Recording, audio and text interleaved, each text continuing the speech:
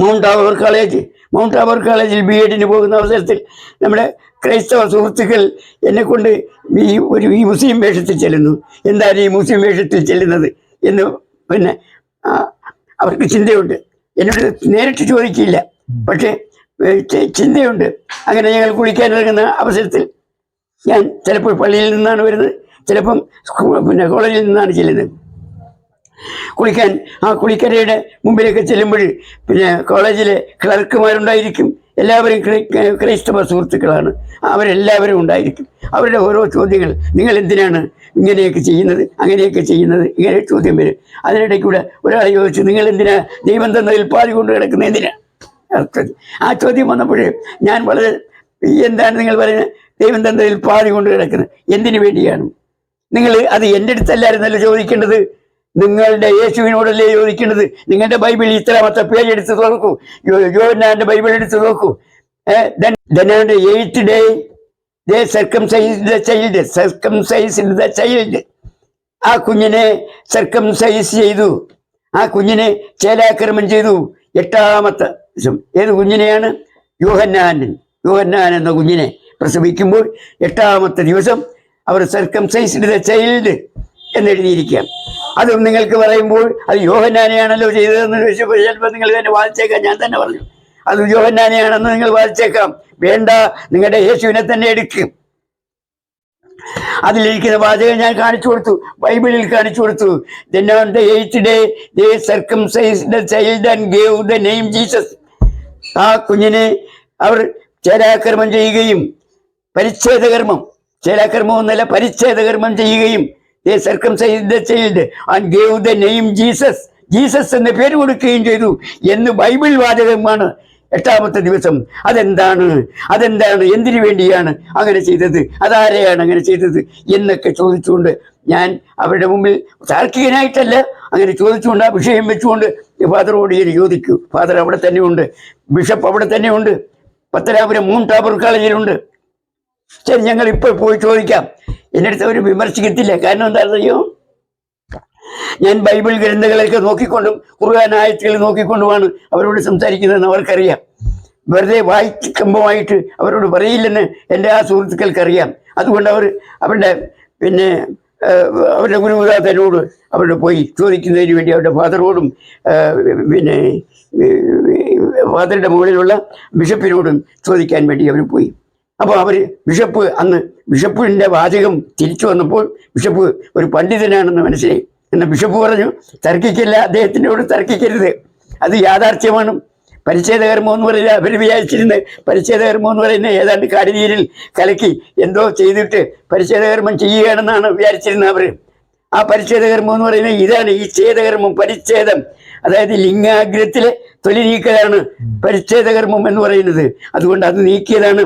പക്ഷേ ഷൗക്കത്ത് അലിയോട് ഒരു കാര്യം മാത്രം നിങ്ങൾ പറയണം, അത് യേശുവിനെ ചെയ്തു എന്ന് പറയുന്നത് ശരിയാണ്, യേശുവിനെ ചെയ്തത് ശരിയാണ്, സത്യം തന്നെയാണ്.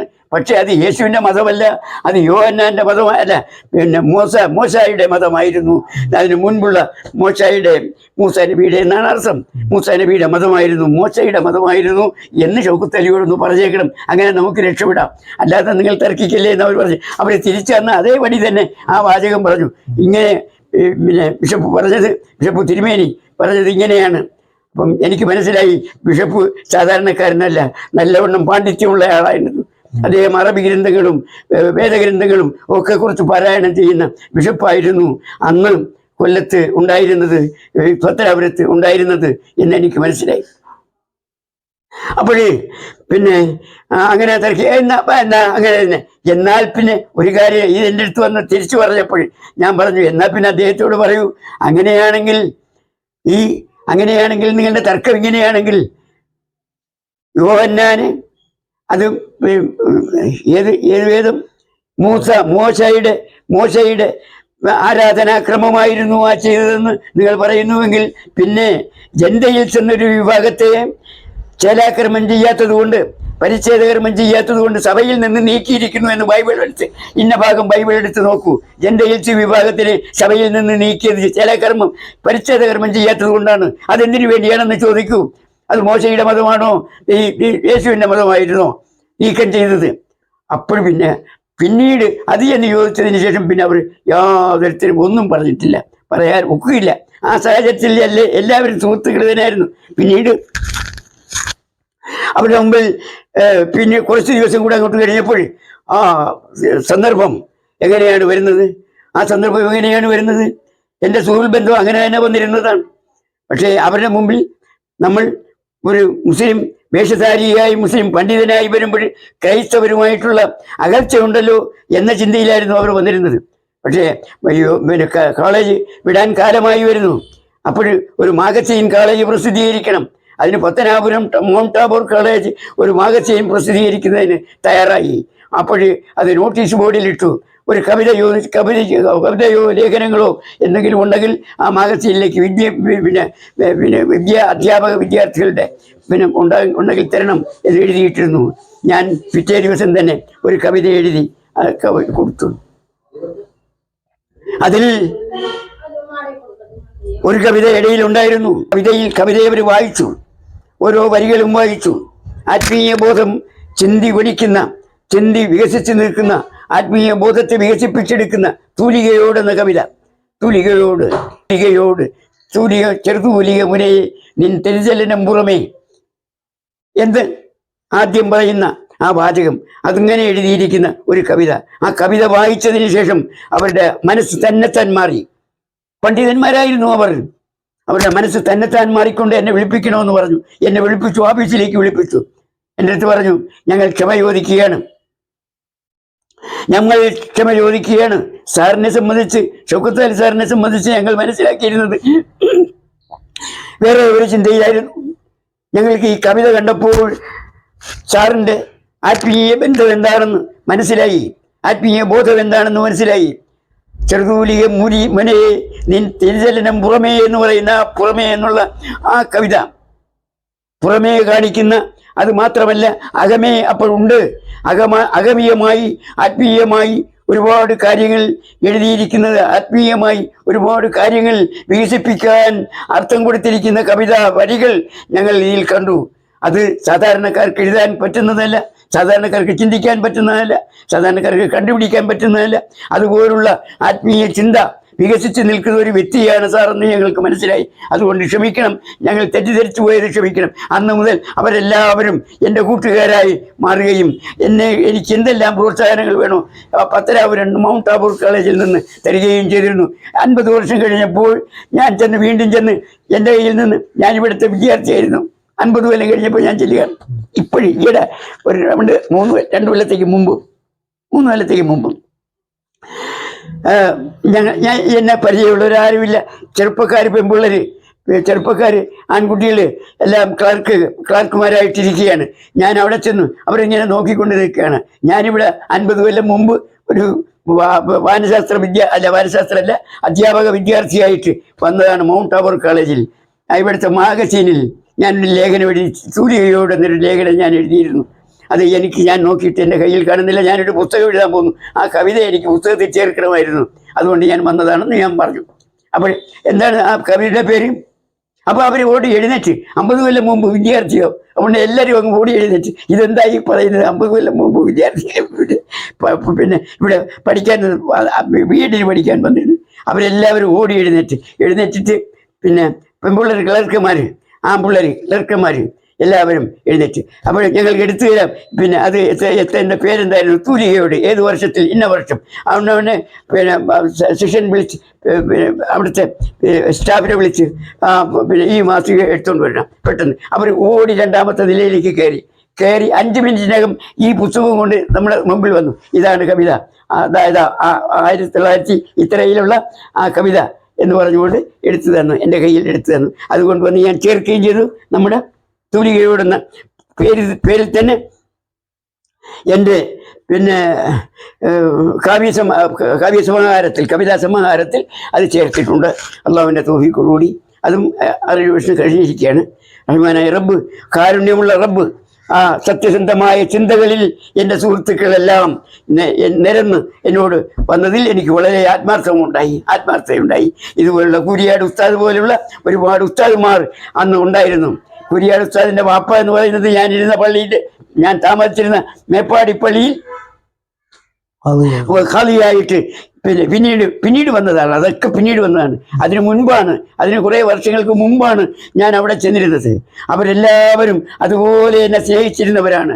എന്നെ കണ്ടിട്ട് ഞാൻ ആരാണെന്ന് മനസ്സിലാക്കുന്നതിന് മുമ്പ് തന്നെ അവർ ഇവിടുത്തെ ജാമിയ നൂരിയയുടെ സെനതെടുത്ത ആലിമീങ്ങൾ ചുറ്റുപാടും ഉള്ള പള്ളിയിലുള്ള ആൾക്കാരെ എല്ലാം വിളിച്ചു കൂട്ടി അവരെ എല്ലാവരുടെയും ഓരോരോ ജമാഅത്തുകളിൽ ഓരോരോ ദിവസം എന്നെ സ്വീകരിക്കുന്നതിന് വേണ്ടി യോഗങ്ങൾ സമ്മേളനങ്ങളിൽ ഒരുമിച്ച് കൂട്ടിയവരാണ് അവരെല്ലാവരും. അത്രയും ആത്മാർത്ഥത ബന്ധം എനിക്ക് മലബാറുകാർ തന്നതാണ്.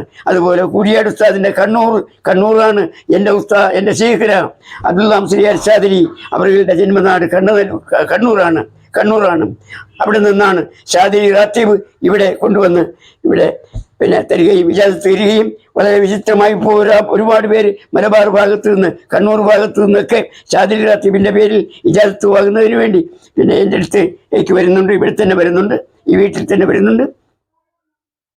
അല്ലാഹു സുബ്ഹാനഹു വ തആല എല്ലാം റഹ്മത്തിലാക്കുമാറാകട്ടെ, കാരുണ്യത്തിലാക്കുമാറാകട്ടെ.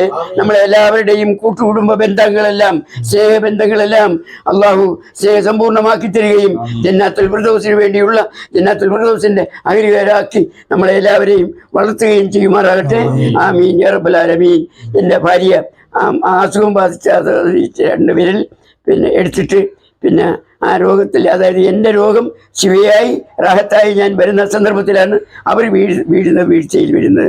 അങ്ങനെ അവരുടെ രോഗത്തിൽ വന്ന് പക്ഷേ അള്ളാഹു ശിവ കൊടുത്തുകൊണ്ടിരിക്കുകയാണ്. ഇപ്പോഴും മുറിവുകൾ കരിഞ്ഞുകൊണ്ടിരിക്കുകയാണ്. നമ്മളുടെ ദുആ ഇനിയും ആവശ്യമുണ്ട്. അവർക്ക് അള്ളാഹു സുബ്ഹാനഹു വ തആല ശിവയും റാഹത്തും റഹ്മത്തും കൊടുക്കുമാറാകട്ടെ.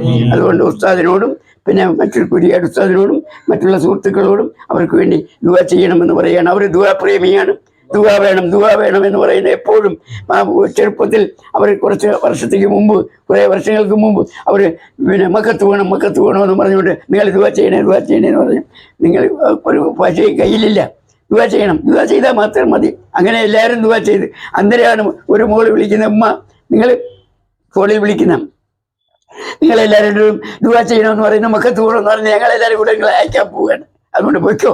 ഉടനെ അവർ തീരുമാനിച്ചു. അവർ ഉംറയ്ക്ക് പോയി.